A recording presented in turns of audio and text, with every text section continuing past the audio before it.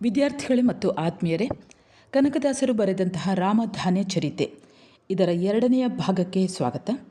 ವಿದ್ಯಾರ್ಥಿಗಳೇ, ಈಗಾಗಲೇ ರಾಮಧಾನ್ಯ ಚರಿತೆಯ 1ನೇ ಭಾಗವನ್ನು ಹಾಕಿದ್ದೇನೆ, ಅಲ್ಲಿಗೂ ಕೂಡ ಭೇಟಿ ನೀಡಿ. ಶ್ರೀರಾಮನು ದಾನವರು ಹಾಗೂ ವಾನರ ಸೇನೆಯೊಂದಿಗೆ ಲಕ್ಷ್ಮಣ ಸೀತೆಯ ಸಮೇತ ಅಯೋಧ್ಯೆಡೆಗೆ ಪ್ರಯಾಣಿಸ್ತಾರೆ. ಹೀಗೆ ಹೊರಟಂತಹ ರಾಮನ ಆ ಪರಿವಾರವು ದಾರಿಯ ಮಧ್ಯದಲ್ಲಿ ಕಂಡಂತಹ ಮುನಿವರರ ದರ್ಶನವನ್ನು, ಆಶೀರ್ವಾದವನ್ನು ಪಡೆದು ಪಾಪ ವಿನಾಶಿನಿಯಾದಂಥ ತುಂಗಭದ್ರೆಯನ್ನು ದಾಟಿ ಭಾರದ್ವಾಜ ಮುನಿಯ ಆಶ್ರಮವಿರುವಂತಹ ವನವನ್ನು ತಲುಪ್ತಾರೆ.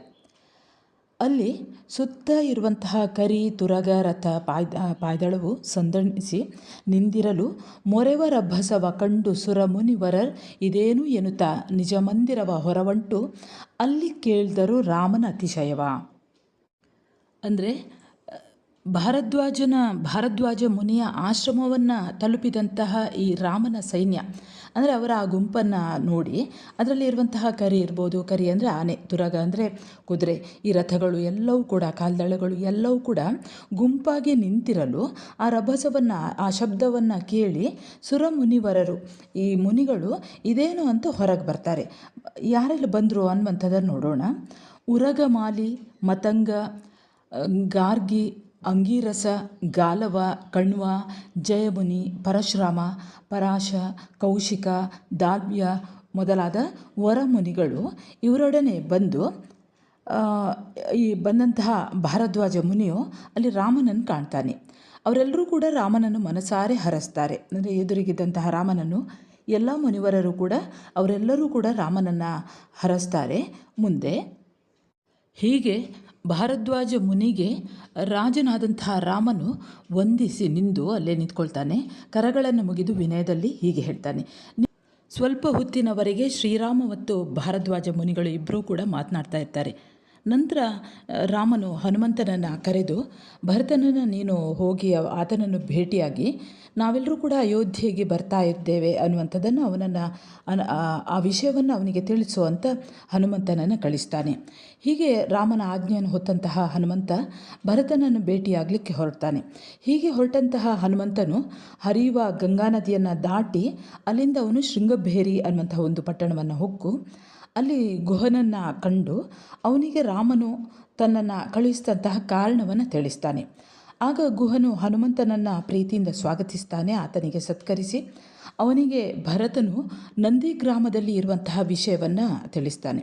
ಹೀಗೆ ಮುಂದೆ ಹನುಮಂತನು ಮುಂದಿನ ದಾರಿಯನ್ನು ಹಿಡಿದು ಹೋಗುತ್ತಾ ಇರುವಾಗ ಸಿಕ್ಕಂತಹ ಕಾಡುಗಳಿರ್ಬೋದು, ಗಿರಿ ಶಿಖರಗಳು, ಇವುಗಳನ್ನೆಲ್ಲ ದಾಟಿಕೊಂಡು ನಂದಿ ಗ್ರಾಮವನ್ನು ಹೋಗ್ತಾನೆ. ನಂದಿ ಗ್ರಾಮವನ್ನು ಪ್ರವೇಶಿಸ್ತಾನೆ.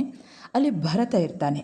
ಭರತನನ್ನು ನೋಡಿ ಆತ ನಮಿಸಿ ಆತ ಕೇಳ್ತಾನೆ, ನೀನು ಯಾರು ಅನ್ನುವಂಥದ್ದನ್ನು ಕೇಳ್ತಾನೆ. ಹನುಮಂತ ಭರತನ ಹತ್ತಿರಕ್ಕೆ ಹೋದಾಗ ಭರತ ಕೇಳ್ತಾನೆ, ನೀನು ಯಾರು, ನೀನು ಇಲ್ಲಿಗೆ ಬಂದಂತಹ ಕಾರಣವೇನು, ನಿನ್ನ ಹೆಸರು ಏನು ಅಂತ ಹೀಗೆಲ್ಲ ಪ್ರಶ್ನೆಯನ್ನು ಹಾಕ್ತಾನೆ. ಆಗ ಹನುಮಂತ ಹೇಳ್ತಾನೆ, ನಾನು ರಾಮನ ಸೇವಕ, ನನ್ನನ್ನು ರಾಮನು ಭರತನ ಬಳಿಗೆ ಹೀಗೆ ನಿನ್ನ ಹತ್ತಿರಕ್ಕೆ ಹೀಗೆ ತಾವೆಲ್ಲ ಬರ್ತಾ ಇರುವಂಥ ವಿಷಯವನ್ನು ತಿಳಿಸ್ಲಿಕ್ಕೆ ನಾನು ನಿನ್ನ ಬಳಿಗೆ ಬಂದಿದ್ದೇನೆ ಅನ್ನುವಂತಹ ಕಾರಣವನ್ನು ತಿಳಿಸ್ತಾನೆ. ರಾವಣನನ್ನು ಸಂಹರಿಸಿ ಲಂಕೆಯನ್ನು ವಿಭೀಷಣನಿಗೆ ವಹಿಸಿದ ನಂತರ ಶ್ರೀರಾಮನು ಸೀತಾದೇವಿ ಹಾಗೂ ಲಕ್ಷ್ಮಣನೊಡನೆ ಭಾರದ್ವಾಜ ಮುನಿಯ ಆಶ್ರಮಕ್ಕೆ ಆಗಮಿಸಿದ್ದಾನೆ ಅಂತ ಅದನ್ನು ತಿಳಿಸಿದಂತಹ ಹನುಮಂತನನ್ನು ಭರತ ಬಹಳಷ್ಟು ಪ್ರೀತಿಯಿಂದ ಉಪಚರಿಸ್ತಾನೆ. ಹೀಗೆ ಎಲ್ಲರೊಡಗೂಡಿ ಶ್ರೀರಾಮನು ಮುಂದೆ ಅಯೋಧ್ಯೆಗೆ ಆಗಮಿಸ್ತಾ ಇದ್ದಾನೆ ಅನ್ನುವಂಥದ್ದನ್ನು ಭರತನಿಗೆ ಹನುಮಂತ ತಿಳಿಸ್ತಾನೆ. ಹೀಗೆ ಶ್ರೀರಾಮ ಅಯೋಧ್ಯೆಗೆ ಬರ್ತಾ ಇರುವಂತಹ ವಿಷಯವನ್ನು ಹನುಮಂತನ ಮುಖಾಂತರ ಕೇಳಿದಂತಹ ಭರತ ಹರುಷ ಹೆಚ್ಚಿದ ಮನದಿ ತಮ್ಮನ ಕರೆದು ಶತ್ರುಘ್ನನನ್ನು ಅಯೋಧ್ಯಪುರಿಗೆ ಕಳುಹಿಸಿದ. ಜನನಿಯರಿಗೆ ಈ ವಾರ್ತೆ ಎಲ್ಲವನ್ನು ಅರುಹಿಬಾ ಎನ್ನಲು ಅಗ್ರಜನ ಸಿರಿ ಚರಣಕ್ಕಭಿಮುಖನಾಗಿ ವಂದಿಸಿ ಹರುಷಮಿಗೆ ಹೊರವಂಟು ಹೊಕ್ಕನು ಅಯೋಧ್ಯಪುರವನು.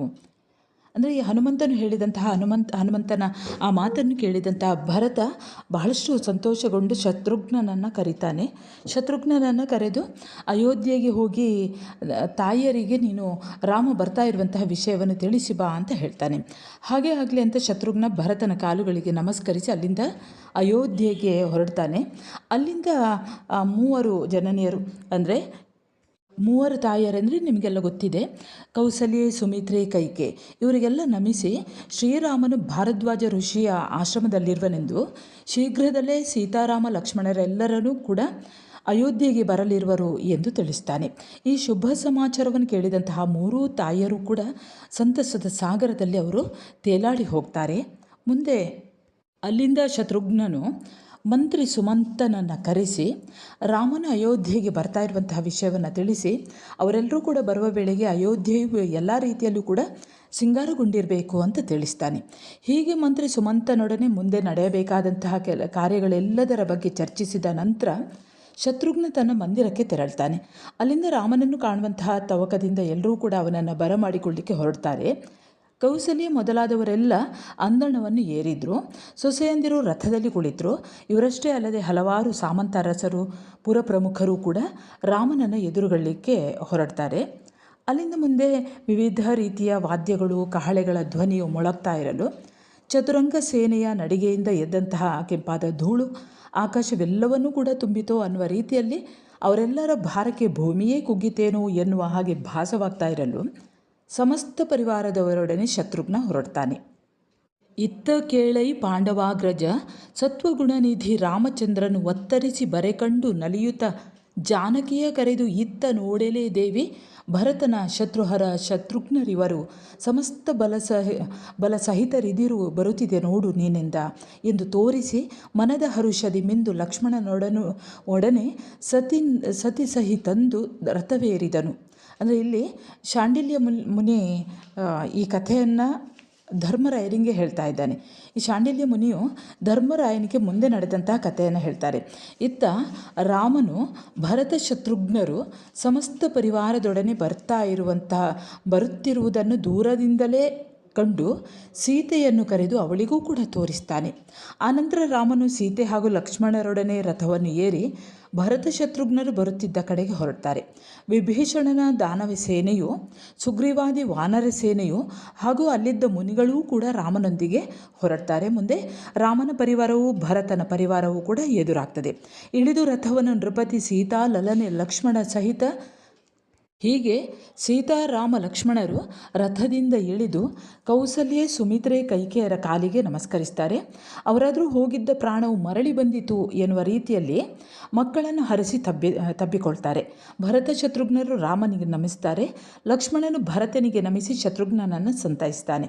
ಸುಗ್ರೀವ, ಜಾಂಬವಂತ ಮೊದಲಾದವರು ಎಲ್ಲರೂ ಕೂಡ ರಾಜಮಾತೆಯರಿಗೆ ನಮಿಸ್ತಾರೆ. ಹೀಗೆ ದಶರಥನ ಮಡದಿಯರು ಸೀತೆಯನ್ನು ಕರೆದು ಪ್ರೀತಿಯಿಂದ ತಕ್ಕೈಸಿ ಬನದೊಳಗೆ ಬಲು ನೊಂದಲ ಮಾನಿನಿಯೇ ಬಾರವು ತಾಯೇ ಬಾರೆಂದೆನುತ ಕಂಬನಿ ತೊಡೆದು ಲಾಲಿಸಿದರು ಮಹಾಸತ್ಯ. ಅಂದರೆ ಭರತ, ಸೀತಾರಾಮ, ಲಕ್ಷ್ಮಣಾದಿಯಾಗಿ ಎಲ್ಲರಿಗೂ ಕೂಡ ಮಣಿಭೂಷಣಾದಿಗಳನ್ನು, ರೇಷ್ಮೆಯ ವಸ್ತ್ರಗಳನ್ನು ಕೊಟ್ಟು ಉಪಚರಿಸ್ತಾರೆ. ವಿಭೀಷಣಾದಿಗಳಿಗೆ ಯುಕ್ತವಾದಂತಹ ಕಾಣಿಕೆಗಳನ್ನು ಕೊಟ್ಟು ಅವರಿಗೂ ಕೂಡ ಸತ್ಕರಿಸ್ತಾರೆ. ಹೀಗೆ ರಥದಿಂದ ಇಳಿದಂತಹ ರಘುನಂದನನು ಹೊಕ್ಕನು ರಾಜಭವನದ ತನಗೆ ಪುರಜನರು ಕಾಣಿಕೆ ಕೊಟ್ಟು ನಮಿಸಿದರು.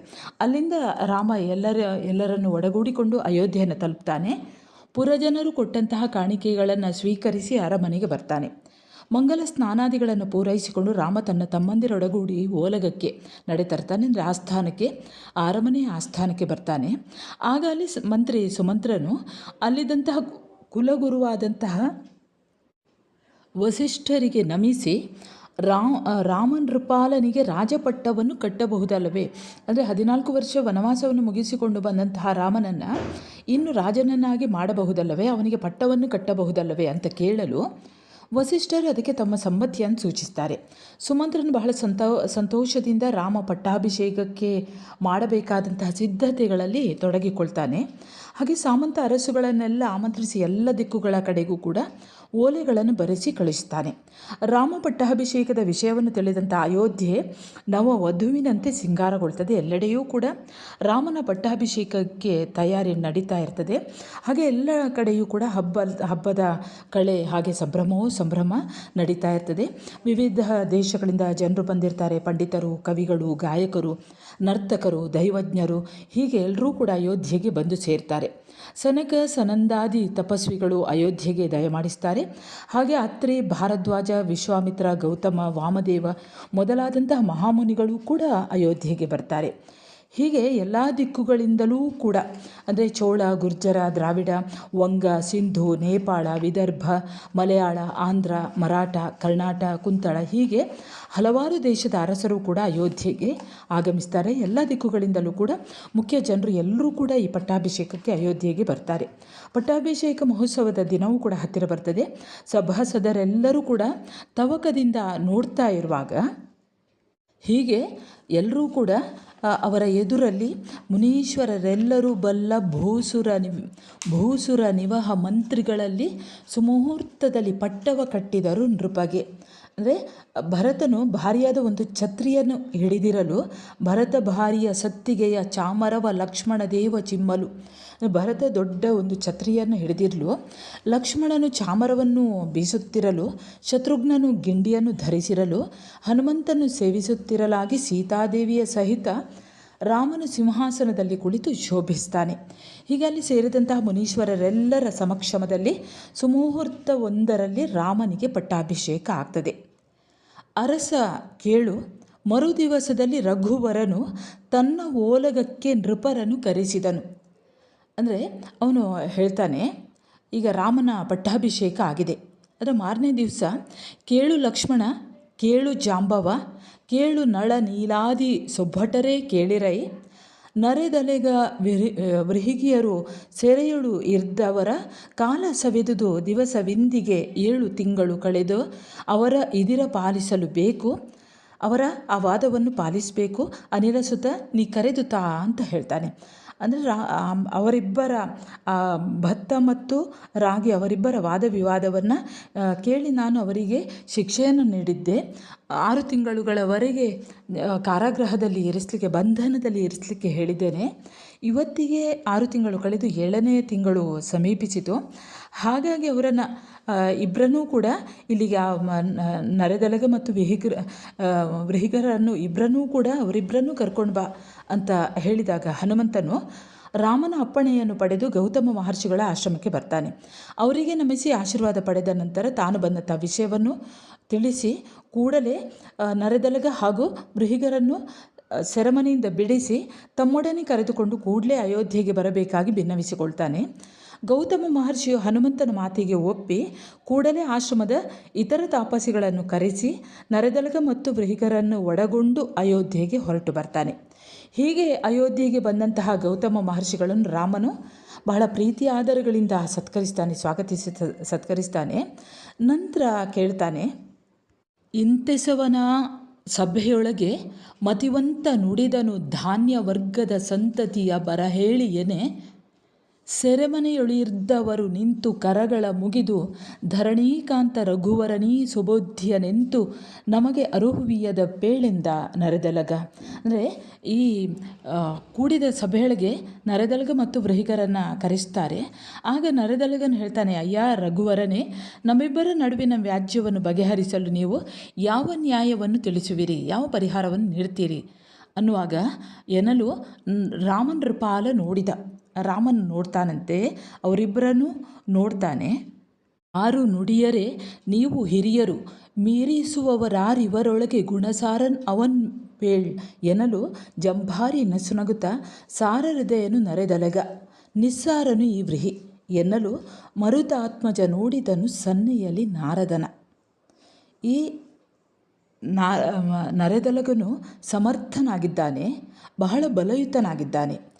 6 ತಿಂಗಳು ಸೆರೆಗೆ ತಳ್ಳಿದರೂ ಕೂಡ ಚೂರೋ ಎಳ್ಳಷ್ಟು ಕೂಡ ಕಾಂತಿಗೆಡಲಿಲ್ಲ. ಸಹಜವಿದು. ಪರಪಕ್ಷವಾದಡೆ ಅಂದರೆ ಪರಪಕ್ಷ ಅಂದರೆ ಇಲ್ಲಿ ಪ್ರತಿಪಕ್ಷದವನು ಭತ್ತ. ಆ ವ್ರಿಹಿಗನು ಕರಗಿ ಕಂದಿದನು ಸೆರೆಯಲ್ಲಿ ವಿಹಿತವಿದು ಕೇಳು ಎಂದು ನಾರದ ನುಡಿದನು ನಸುನಗುತ್ತ. ಎಲ್ಲ ನವಧಾನ್ಯಗಳಲ್ಲಿ ಈತನೇ ಬಲ್ಲಿದನು ಹುಸಿಯಲ್ಲ, ಬಡವರ ಬಲ್ಲಿದರ ನಾರೈದು ಸಲಹುವನು ಇವಗೆ ಸರಿಯುಂಟೆ, ನೆಲ್ಲಿನಲ್ಲಿ ಗುಣವೇನು ಭಾಗ್ಯದಿ ಬಲ್ಲಿದರ ಪತಿಕರಿಸುವನು, ಅವನಲ್ಲಿ ಸಾರವ ಕಾಣೆ ಎಂದನು ಕಪಿಲ ಮುನಿ ನಗುತ್ತ. ಹೀಗೆ ಸುರರು ಮುನಿಗಳು ಕೂಡ ಧಾನ್ಯಗಳ ಪೈಕಿ ಅಂದರೆ ಆ ಧಾನ್ಯಗಳಲ್ಲಿ ಯಾರು ಉತ್ತಮ ಅಂತ ರಾಮನು ಕೇಳಿದಾಗ ಅಲ್ಲಿ ಎಲ್ಲರೂ ಕೂಡ ಆಲೋಚನೆ ಮಾಡಿಕೊಂಡು ಎಲ್ಲರೂ ಕೂಡ ನೋಡ್ತಾರೆ. ಕಳೆಗುಂದಿದಂಥ ಭತ್ತ ಮತ್ತು ಕಾಂತಿಯುತವಾಗಿರುವಂಥ ರಾಗಿಯನ್ನು ನೋಡಿ ಎಲ್ಲರೂ ಕೂಡ ಹೇಳ್ತಾರೆ ರಾಗಿಯೇ ಶ್ರೇಷ್ಠ ಅಂತ. ಎಲ್ಲರೂ ಕೂಡ ಸುರರು ಮುನಿಗಳು ಧಾನ್ಯಗಳ ಪೈಕಿ ನರೆದಲೆಗವೇ ಶ್ರೇಷ್ಠ, ಆತನೇ ಉತ್ತಮ ಎಂಬುದನ್ನು ಒಪ್ಪಿ ನುಡಿತಾರೆ. ಸುರಮುನಿಗಳು ಇಂತೆನ್ನಲು ಭೂಸುರವರರು ಸಂತೋಷಿಸಲು ಸಭಿಕರು ನರೆದಲೆಗ ನೀ ಬಾರೆನುತ ರಾಮನೃಪಾಲ ನೆರೆಮೆಚ್ಚಿ ಕರೆದುಕೊಟ್ಟನು ತನ್ನ ನಾಮವ ಧರೆಗೆ ರಾಘವನೆಂಬ ಪೆಸರ. ರಾಘವನೆಂಬ ಪೆಸರಾಯ್ತಿರದೆ ವ್ರೀಹಿ ನಾಚಿದನು ಸಭೆಯಲ್ಲಿ ಶಿರವ ಭಾಗಿಸಿದ. ಅಂದರೆ ಎಲ್ಲರ ಸಮಕ್ಷಮದಲ್ಲಿ ರಾಮನು ಈ ರಾಗಿಯನ್ನು ಕರೆದು ನರೆದಲೆಗನನ್ನು ಉತ್ತಮ ಎಂದು ಘೋಷಿಸಿ ತನ್ನ ಹೆಸರಾದಂಥ ರಾಘವ, ಅಂದರೆ ಅಲ್ಲಿ ರಾಘವ ರಾಗಿ ಅನ್ನುವಂಥದ್ದು ನೀವು ಕೇಳಿರ್ಬೋದು, ರಾಘವನೆಂಬ ನಾಮವನ್ನೇ ನರೆದಲೆಗನಿಗೂ ಕೊಟ್ಟನು, ಅಂದರೆ ಆ ರಾಗಿಗೂ ಕೊಟ್ಟನು. ಹರುಷ ತೋರಿದ ಮನದಿ ನಲಿವುತ ನರೆದಲೆಗನೈ ತಂದು ರಾಮನ ಸಿರಿಚರಣಕ್ಕೆ ಅಭಿನಮಿಸೆ ದೇವಾಸುರರು ಕೊಂಡಾಡೆ ಹರಸಿ ಮುತ್ತಿನ ಸೇಸೆಯನ್ನು ಭೂಸುರರು ಮಂತ್ರಾಕ್ಷತೆಯನ್ನು ಇತ್ತು ಉಪಚರಿಸಿದರು ರಾಗಿಯನು. ಹೀಗೆ ರಾಗಿಯು ಸಭೆಯಲ್ಲಿ ಎಲ್ಲರ ಮೆಚ್ಚುಗೆ, ಗೌರವ, ಆಶೀರ್ವಾದಗಳಿಗೆ ಪಾತ್ರವಾಗ್ತದೆ. ನಂತರ ಎಲ್ಲರೂ ಕೂಡ ಅಲ್ಲಿ ಸೇರಿದಂಥ ಬ್ರಹ್ಮ, ಶಿವ, ಇಂದ್ರ, ಯಮ, ಕುಬೇರ ಎಲ್ಲ ದೇವತೆಗಳು ಕೂಡ ರಾಗಿಗೆ ವಿವಿಧ ರೀತಿಯ ಬಹುಮಾನಗಳನ್ನು, ವರಗಳನ್ನು ಕೊಟ್ಟು ಅವರೆಲ್ಲರೂ ಕೂಡ ಹರಸುತ್ತಾರೆ ಆತನನ್ನು. ಹಾಗೆ ಶರ್ವಾಣಿ ಪಾರ್ವತಿಯು ತನ್ನಯ್ಯ ಮರುಳು ಬಳಗವನ್ನೆಲ್ಲ ನೀವೀ ಧರಣಿಯಲ್ಲಿ ಸತಿ ರೂಪವಂ ತಾಳ್ದು ಅಗಣಿತದ ಮನೆಗಳಲ್ಲಿ ಹುರುಳುಗೆಡಿಸದೆ ಸರ್ವಭೂತಾತ್ಮರಿಗೆ ಪಕ್ವಾನ್ನವನ್ನು ನೀಡಿ ಎಂದು ಬಹಳಷ್ಟು ಆತ್ಮೀಯ ಪ್ರೇಮದಲ್ಲಿ ಕಳುಹಿದಳು. ಅಂದರೆ ಅಗಜೆ ಅಂದರೆ ಪರ್ವತರಾಜನ ಕುಮಾರಿ ಪಾರ್ವತಿ, ಅವಳು ಕೂಡ ಕರುಣದಲ್ಲಿ ಕಳಿಸ್ತಾಳೆ. ನಂತರ ಹರಿಹರ ಬ್ರಹ್ಮಾದಿಗಳು ಅಲ್ಲಿ ನೆರೆದಿದ್ದಂತಹ ಎಲ್ಲರನ್ನು ಹರಿಸಿ ಅವರೆಲ್ಲರೂ ಕೂಡ ತಮ್ಮ ತಮ್ಮ ಲೋಕಗಳಿಗೆ ತೆರಳುತ್ತಾರೆ. ಹೀಗೆ ಸೇರಿದಂತಹ ಆ ಸಭೆಯಲ್ಲಿ ಎಲ್ಲರಿಂದ ಮೆಚ್ಚುಗೆಯನ್ನು ಪಡೆದಂತಹ ರಾಗಿಯನ್ನು ಕಂಡು ತನಗೆ ಆದಂತಹ ಆ ಮಾನಭಂಗವನ್ನು, ತನಗೆ ಆದಂತಹ ನೋವನ್ನು ನೆನೆಯುತ್ತಾ ಚಿಂತೆಗೆ ಒಳಗಾಗಿದ್ದಂತಹ ವ್ರೀಹನನ್ನು, ಅಂದರೆ ಆ ಭತ್ತವನ್ನು ರಾಮನು ಕರೀತಾನೆ, ಬಹಳಷ್ಟು ಪ್ರೇಮದಿಂದ ಮಾತನಾಡ್ತಾನಂತೆ. ಹಾಗೆ ಚಿಂತೆಯಿಂದ ಒಡಗೂಡಿದಂತಹ ಭತ್ತವನ್ನು ಕಂಡು ರಾಮ ಹೇಳ್ತಾನಂತೆ, ಅಯ್ಯ ವ್ರೀಹಿಗ, ಏಕೆ ಕೊರಗುತ್ತೀಯೇ? ನಾವು ಭೂಮಿಯಲ್ಲಿ ನರೆದಲೆಗನೇ ಉತ್ತಮನೆಂದು ಹೇಳಿದ್ದನ್ನು ಕೇಳಿ ಕತಿಗೊಂಡಿರುವೆಯ? ಈತನು ಕ್ಷಾಮಕಾಲದಲ್ಲೂ ಜನರನ್ನು ಕರುಣೆಯಿಂದ ಕಾಯುತ್ತಾನೆ, ಆದ್ದರಿಂದ ಅವನನ್ನು ಪಥೀಕರಿಸ್ತೇವೆ. ಅಷ್ಟೇ ಹೊರತು ನಿನ್ನನ್ನು ಹೀಗಳೆಯುವುದು ನಮ್ಮ ಉದ್ದೇಶವಲ್ಲ. ನಮ್ಮೆಡೆಗೆ ನೀನು ಸುರಧೇನುವಿನ ಸಮ. ನಿನ್ನ ಚಿತ್ತದಿ ಹಾನಿ ದೋರಲದೇಕೆ ಬಿಡು ಚಿಂತೆ ಯಾಕೆಂದ. ದೇವರಿಗೆ ಪರಮಾನ್ನ ನೀ, ಮನುಜಾವಳಿಗೆ ಪಕ್ವಾನ್ನವೀತನು. ನೀವು ಧರೆಯೊಳಗೆ ಇಬ್ಬರಲ್ಲಿ ಅತಿಹಿತದಲ್ಲಿ ನೀವಿಹುದು. ನಾವು ಕೊಟ್ಟೆವು ವರವ ಸಲ್ಲುವುದಾವ ಕಾಲದಲ್ಲಿನ್ನೂ ನೀವೇ ಪಾವನರು ಸುಖಿಯೆಂದು ಉಪಚರಿಸಿದನು ನೃಪತಿ. ಹೀಗೆ ಆ ವ್ರೀಹಿಗನನ್ನು ಸಂತೈಸಿ ಇತರ ಧಾನ್ಯಗಳನ್ನು ಕೂಡ ಹರಸಿ ಹಲವು ವರಗಳನ್ನು ಇತ್ತು ರಾಮನು ಎಲ್ಲ ಧಾನ್ಯಗಳನ್ನು ಕೂಡ ಕಳುಹಿಸಿಕೊಡ್ತಾನೆ. ಹೀಗೆ ಈ ರಾಮಧಾನ್ಯ ಚರಿತೆಯನ್ನು, ಈ ಕಥೆಯನ್ನು ಶಾಂಡಿಲ್ಯ ಮುನಿಗಳು ಯುಧಿಷ್ಠಿರನಿಗೆ ಈ ಕಥೆಯನ್ನು ವಿಸ್ತಾರವಾಗಿ ಹೇಳ್ತಾರೆ. ಯುಧಿಷ್ಠಿರನು ರಾಮಧಾನ್ಯದ ಈ ಚರಿತ್ರೆಯನ್ನು ಕೇಳುವಂಥ ಭಾಗ್ಯ ತನ್ನದಾಯಿತು ಅಂತ ಸಂತಸದಿಂದ ಶಾಂಡಿಲ್ಯ ಮುನಿಗಳ ಪಾದಗಳಿಗೆ ಎರಗಿ ವಂದಿಸುತ್ತಾನೆ. ನಂತರ ಶಾಂಡಿಲ್ಯ ಮುನಿಯು ಹೀಗೆ ಹೇಳ್ತಾನೆ, ಅರಸ, ನೀ ಮನವೊಲಿದು ಕೇಳಿದ ಚರತೆ ತಾನೊಂದಿಲ್ಲ. ಲೋಕದಿ ಪರಮ ಪುಣ್ಯದ ರಾಮಕಥೆಯಿಂದ ಕೇಳ್ದೆ ನೀನಿಂದು ಕೊರತೆ ಉಂಟೆ. ಇಷ್ಟ ಭೋಗವ ಹರಿಕೊಡುವ ನಿಮಗಿನ್ನು ಎನ್ನುತ್ತ ಉಪಚರಿಸಿ ಕಳುಹಿಸಿಕೊಂಡು ಮುನಿ ಹೊರವಂಟನಾಶ್ರಮಕ್ಕೆ. ಶರಧಿ ಶಯನ ಮುಕುಂದ ಸಚರಾಚರ ಭರಿತ ನಿರ್ಗುಣ ನಿರಾಮಯ ಸುರ ನರೋರಗವಂದ್ಯ ವರಪುರದಾದಿಕೇಶವನ ಚರಣದಂಕಿತಮಾಗಿ ಪೇಳಿದ ಪರಮಧಾನ್ಯದ ಚರಿತೆ ಸಂತತ ಧರೆಯೊಳು ಇಂತು ಒಪ್ಪಿಹುದು ಅಚಂದ್ರಾರ್ಕ ಪರ್ಯಂತ. ವಿದ್ಯಾರ್ಥಿಗಳೇ, ಇಲ್ಲಿಗೆ ರಾಮಧಾನ್ಯ ಚರಿತೆ, ಕನಕದಾಸರು ಬರೆದಂತಹ ರಾಮಧಾನ್ಯ ಚರಿತೆ ಇಲ್ಲಿಗೆ ಮುಕ್ತಾಯವಾಗ್ತದೆ. ಇನ್ನು ಮುಂದೆ ಹೊಸ ಒಂದು ವಿಷಯದೊಂದಿಗೆ ಮತ್ತೆ ಬರುತ್ತೇನೆ. ಅಲ್ಲಿಯವರೆಗೆ ನಮಸ್ಕಾರ.